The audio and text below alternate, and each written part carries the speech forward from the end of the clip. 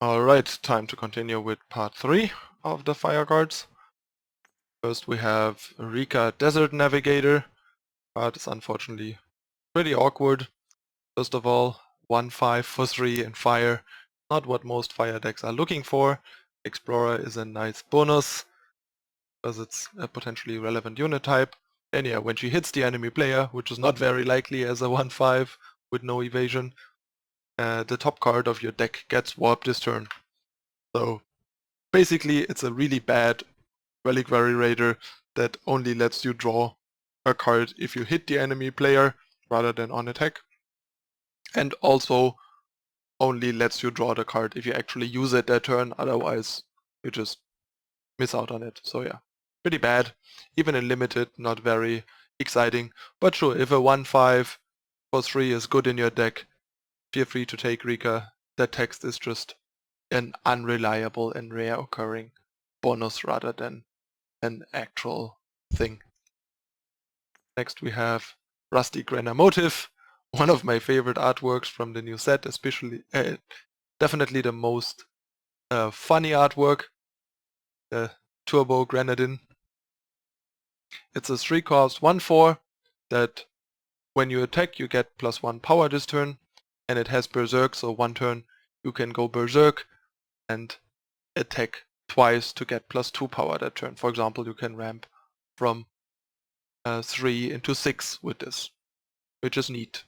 And it's a Grenadin, so that's also relevant, but in the end I'm not sure where I would want it in Constructed for now, but maybe there is some use for it.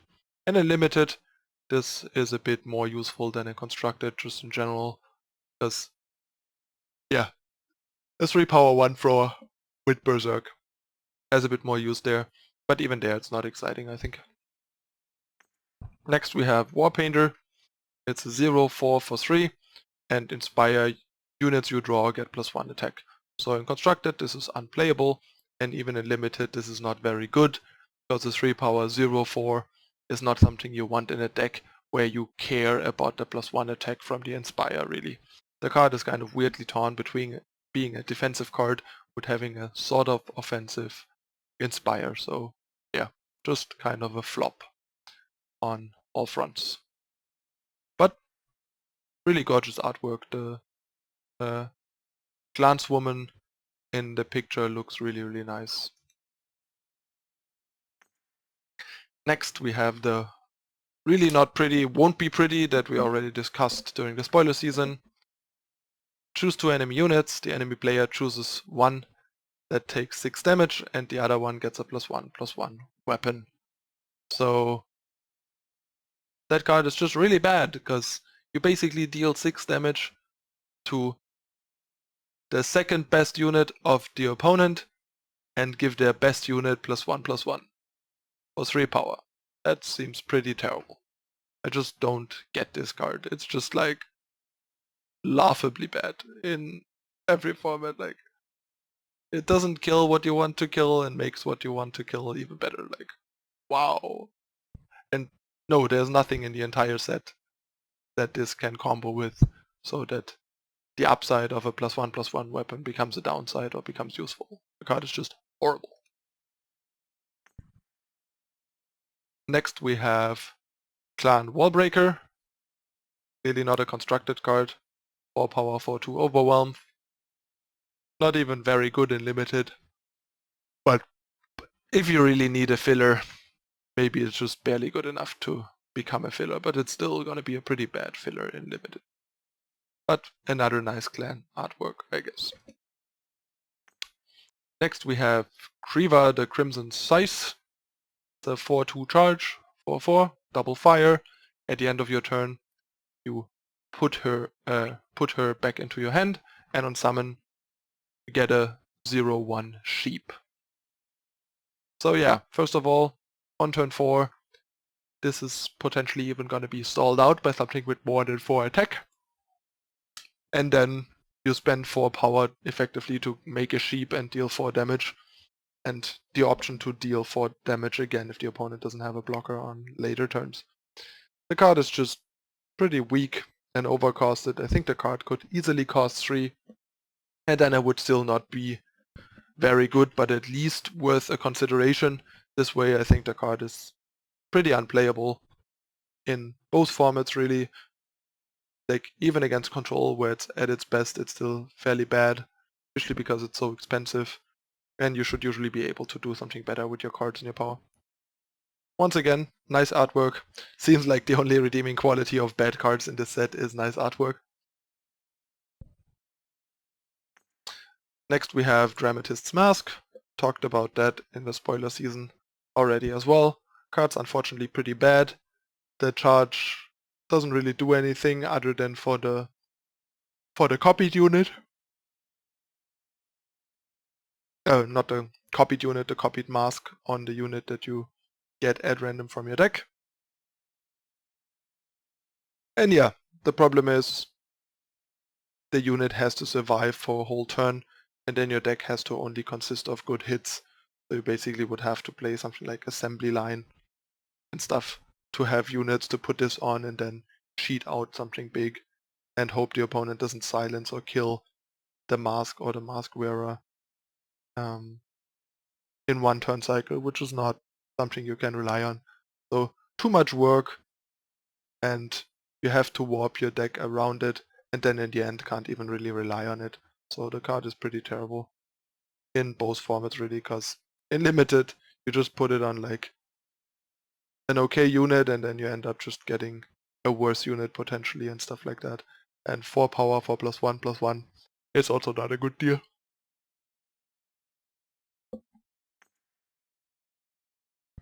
Next we have a new Yeti, Iceberg Scattershot, the 4 power 3/1.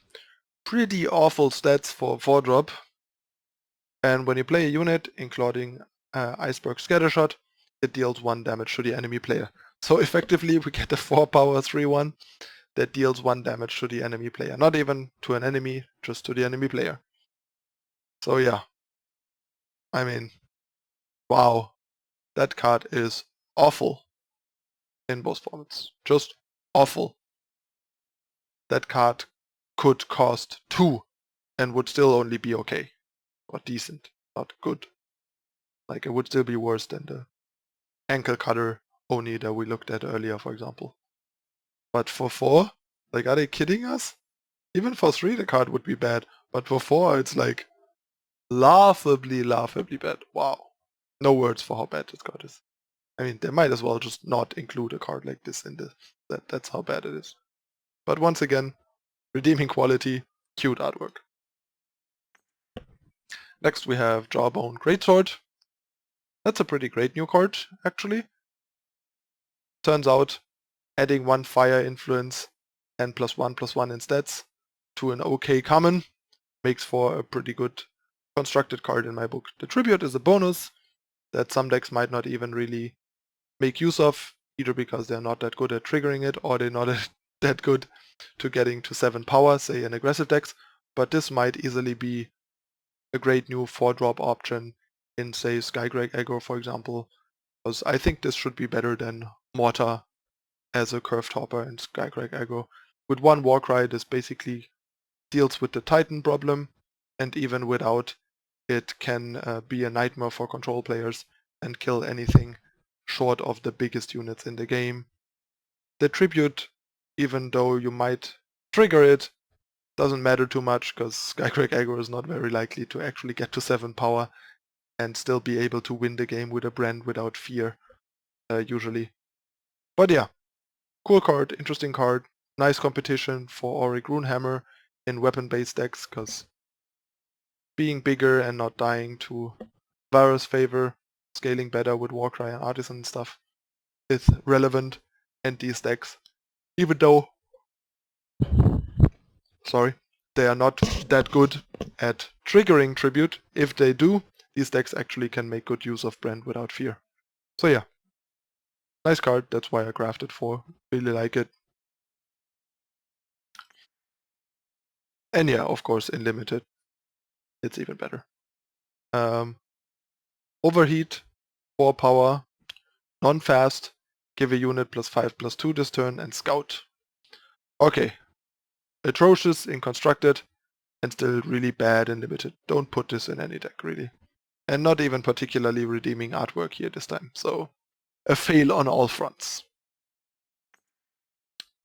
Next we have Scale Channel Sorcerer. Looks like we have another underpowered card. 4 power 2/4. When you play a spell, Scale Channel Sorcerer gets +2 attack this turn. Pretty underpowered for constructed and even for limited. Not very good, but might make it in as a filler. And as the last card for part 3, we have Welding Torch. In constructed, this is basically unplayable because the spellcraft is just way too expensive. Paying 7 for this is too much, and without the spellcraft the card is pretty bad. So yeah, unless you play the legendary 3-drop that makes spellcraft free, this is unplayable in constructed, but in limited this is a pretty decent card. With and without spellcraft really. So yeah, in limited I'm fairly happy to put this in my deck, I think in most decks, but in constructed this is almost unplayable. Alright, that's it for part 3 of the fire cards in Fall of Argenport. And yeah, we are not done quite yet. We have one more part coming up. In part 4 we'll talk about the last bunch of fire cards, so don't go anywhere just yet. See you in a moment with the last part.